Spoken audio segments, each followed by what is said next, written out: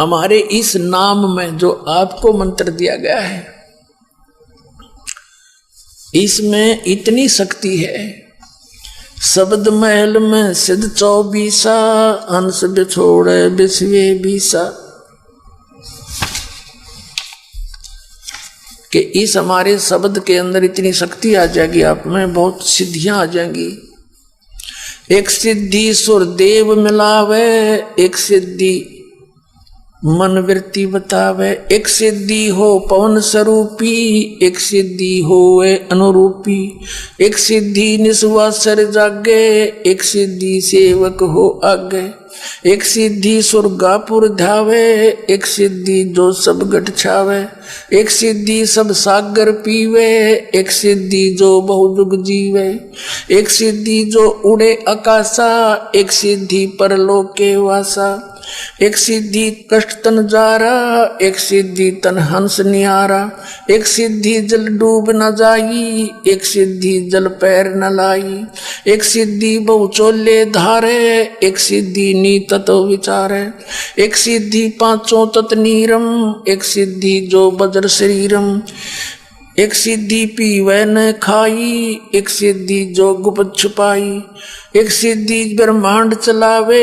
एक सिद्धि सब नाद मिलावे, इतना खेल खिलारी खेले, सो हम हंसा प्रगट बेले, 24 को ना दिल चावे, सो हंसा शब्द अतीत कहावे, प्रासिद्धि पूर्ण पटरानी, सतलोक की कहूँ निशानी, सतलोक सुख सागर पाया, सतगुरु भेद कबीर लखाया, परमहंस पे खो परवाना, जन कहता दास गरीब दीवाना।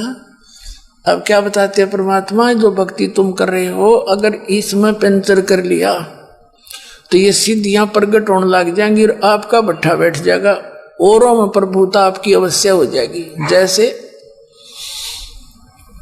अन्य संतों ऋषियों ने एक एक सिद्धि की प्राप्ति के लिए कोई कोई वर्षों तक अनुष्ठान किए, उनमें सिद्धि आ गई।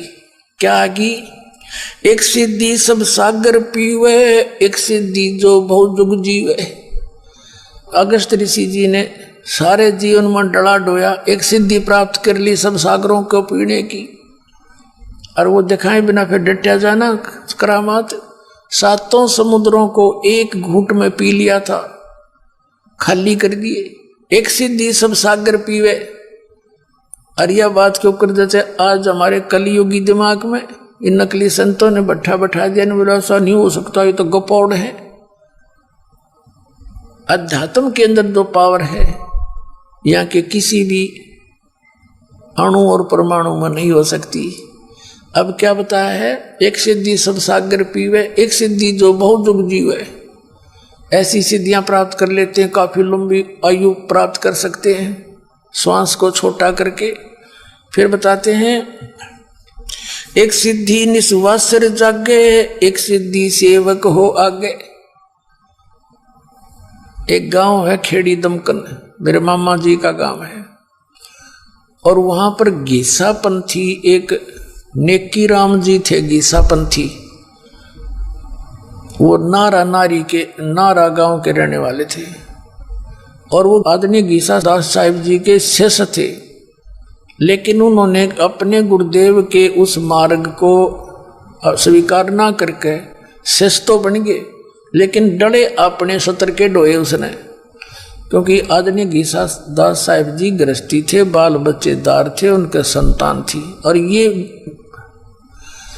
मतलब ब्रह्मचारी थे, शादी नहीं कराई, कुंवारे थे। और इन्होंने नाम लेकर के वहां से निकल गए और काफी दिन तक ये अपना हठ योग करते रहे। एक दिन खेड़ी दमकन गांव गोहाना तहसील के अंदर है, उसमें बनी में बैठ गए जाके, और कई दिन बैठे रहे।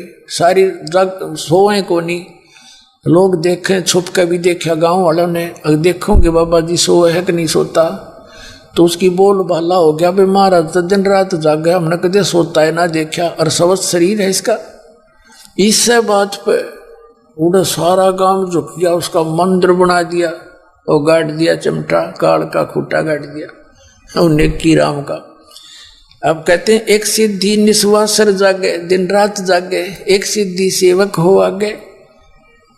फिर कहते हैं एक सिद्धि जो वज्र शरीरम, एक सिद्धि जो पीवे ना खाई, एक सिद्धि जो गुप्त छुपाई, एक सिद्धि जो मनवर्ती बतावे।